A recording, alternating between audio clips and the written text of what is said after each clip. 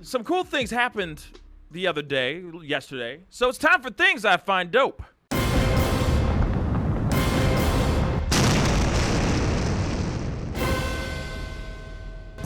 And in Things I Find Dope, brought to you by Clayton on Call with Johnny Rose. Give him a call at 314-503-8692. Today's Things I Find Dope is a really special one. I thought it was really cool. Just this morning, I saw this morning. It was on yesterday. But Dwyane Wade was on the Ellen DeGeneres Show, and he got a chance to sit down and talk about his son and him transitioning. So we have a little bit of a soundbite. So here it is. There are so many parents that are just, oh, you're not going the way I imagined or wanted you to be, and freak out, and you're so loving and supportive of Zaya, and what a special child she is. Yes, she is. Thank you so much for that. First of all, me and my wife Gabrielle Union, we are proud. When I say proud, we are proud parents of a child in the LGBTQ plus community, and we're proud allies as well. And we take our roles and our responsibility as parents very seriously. So when our child comes home with a question, when our child comes home with an issue, when our child comes home with anything, it's our job as parents to listen to that, to give them the best information that we can, the best feedback that we can. And that doesn't change because sexuality is now involved in it. So once Zaya, our 12-year-old, came home, and first Zion, everybody, I don't know if everyone knows, originally named Zion born as a boy, came home and said, hey, so I want to talk to you guys. I think going forward, I'm ready to live my truth. And I want to be referenced as she and her. I would love for you guys to call me Zaya. And so internally, now it's our job to, one, go out and get information, to reach out to every relationship that we have. My wife reached out to everybody on the cast of Pose. We're just trying to figure out as much information we can to make sure that we give our child the best opportunity to be, her best self.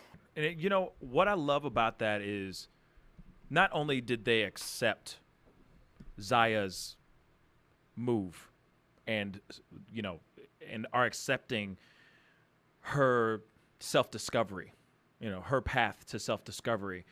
But what I also love and embrace is the fact that they went and did the research, found ways to understand what Zaya's going through. Instead of actually shunning her or bashing her, they went to go and try to understand it a little bit more. What do you guys think on that? It's pretty, I think that's pretty on point about what a parent should be doing for their kids. Yeah.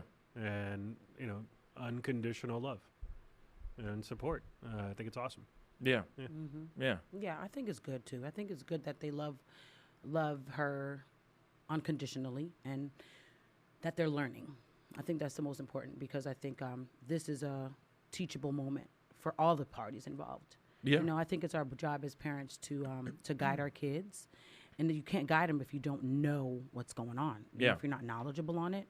So, while, it's definitely I would never be so quick to be like, okay, you're a she. I wouldn't personally, but Right. I do encourage learning. Why does your child want to be referred to as a she, and being able to inform that child in a knowledgeable way. Right, And I think that's extra commendable more than anything else. Okay. And every parent is different. Yeah, that's Gotta true. respect that. Right. People who are bashing him, how can you? Yeah. That's their life. Yeah, that's very true. Lucas, what do you think?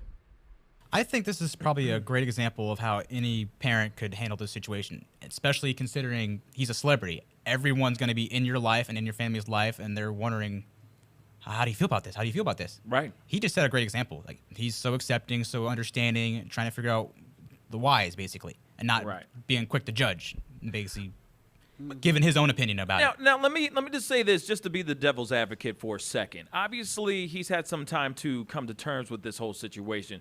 Don't you think that being in the limelight, being who he is, being in being involved in such a testosterone-heavy sport, and being a black man too, wouldn't you think that his first reaction would be like, no, Hell no is no. Nope. Yeah. It's not Zaya. It's Zion. I don't care what you think.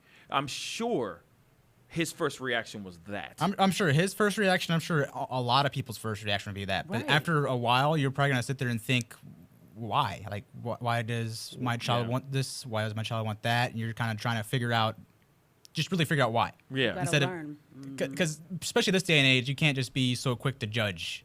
You have to really understand their perspective, their point of view, because everyone grows up in a different time. Right. It's not always your way, my way. It's just understanding the other perspective. Right. And like you said, yeah, go ahead. No, like you said it, we don't know what his process was. No. We're just seeing the end result. Yes, we're seeing we're know what only I mean? seeing the end result, and then of course it's like sitting down. Like, of course, I'm hoping that they're going and they're seeking counseling. They're speaking to somebody outside of just their own realm. And of course, you know, they said Gabrielle was reaching out to the cast of Pose and just asking people who are part of that community to understand those, to understand Zaya's path to self-discovery. Right. But at the same time, it's kind of like, oh, man, you know, I can only imagine. I mean, obviously, I wonder what the journey was like for Dwyane. You know what I mean? Yeah. What it was like. I do too. What his path was like. Right when he found out, if he was just like, okay, that's what my son or my now daughter wants to be referred to as. Okay. Right. Or was he like, you know, lashed out and angry? It was probably really tough for him. It's probably like out of nowhere, like a shock. I just For remember. sure. I remember, you know, on certain things, like when I've had friends come out to their parents and all that, and obviously this is a totally different time. This era that we live in now is totally different than what it was back in the day. But shoot, even 5 years ago, it's different than what it is now. But you know, you have people who come out, and the parents are putting their foot down, like angry. Right. Almost like, no, you're not. Hell no, you're not. And those were adults, some of them. Yeah, and they're Yeah. like, I'm sorry, I've been holding this in for so long, and I can finally just say it, and it's finally okay to say that this is my life. This is the lifestyle that I choose to have, or this is what I'm gay, or I want to transition, or whatever, you know. But I know that a lot of parents, like right off the bat, get very Defensive? super defensive. Or Thank you, Jack. scared, And too. scared. But then it's like, okay, I feel like back then it's totally different from what it is now. Mm-hmm. But I think a lot of parents nowadays get scared and get defensive because mainly they're scared of their children being lonely, living a life of ridicule Yeah. or a life of discrimination because of them being just a little bit different. Do you think that really that's the way you go? See, I see it as more of the parents are. It's not even them caring about the kids' choices. It's the parents being worried about what Other other parents and people are gonna say to the parents. Oh, that's about the first. their kid. Oh, that's on that's top. literally the cherry on top. Yeah. I'm talking about the rest of the damn cake. Yeah. Because the rest of the damn cake comes after. At first, it's ego. It's like, no, there's no way I made a gay child. There's no way I made I don't know, whatever. What are the Joneses gonna say? A queer child or Right, something like that. right. Well, yeah, exactly. What is everybody else going to think? But then after all that, right after that initial response, it's, oh man, I really don't want my son or my daughter to go through a life of ridicule or a life of discrimination or, oh man, so many hate crimes or, oh my God, Right. so many diseases. I Yeah. don't want my son to have AIDS because that's the stigma. the gay cancer. Right. You know what I'm saying? Like that's the stigma and that's the thing that we automatically associate to homosexuality. So Right. ego So- then fear. Oh, Ego yeah. then fear. Ego then fear. And I also think it's scary. I think it's a little bit even more delicate and scary when the child is so young, because as parents we feel like, you know, it's our job to protect. You know, we don't let our kids just do whatever they want. We try to guide them in eating and school and everything. So I kind of think of it like, imagine if your 12-year-old came home and said they were ready to have sex or Oh, talk yeah. about it. Oy, oy, oy, oy, oy. Imagine the delicacy you would handle that, right? And that's how I think of a situation like this. When a kid wants to come home and transition, I'm not going to just be like, all right, honey, here's a condom, wrap it up, protect yourself, go out there and get it in. I'm not going to just equip my 12-year-old with some with something that is so major in their lives. So the same thing goes for if my kid came home and said, I feel like a she or I feel like a he. I'm going to make sure that I properly inform them of everything.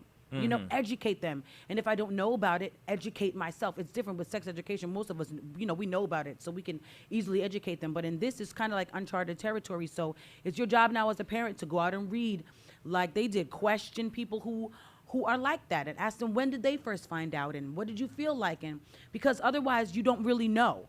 And you could just be like, no, this is wrong. Right. And you're harming your child as opposed to really learning. The same way you would handle the first situation, I feel, you should handle the second. I don't think you should just automatically be accepting, but you also shouldn't chastise. Yeah. Because that Or can send them to camp. Or send them to camp. Yeah. When they think Correction when camp. they think that they can pray the gay Yeah. away, Yeah. it's so ridiculous. It's like, Yeah. what? You need to embrace this. You need to embrace the lifestyle that your child wants to have, and try to teach them the best way possible to be safe, whether they're heterosexual or not. Right. You know, it's just living their best life. Right. In the safest way possible. Yeah. You know, and being kind and being good to other people. Yeah. And maybe know how to throw a good right hook. Right. You know what I'm saying? Facts. Regardless. know how to punch you need somebody. to know how to punch somebody. I'm Gay, telling and you. I'm a black belt. Yeah, exactly. Word. Hi-ya. You know what I mean? Pascal, you are now rocking with that dude Pascal. We be going wild.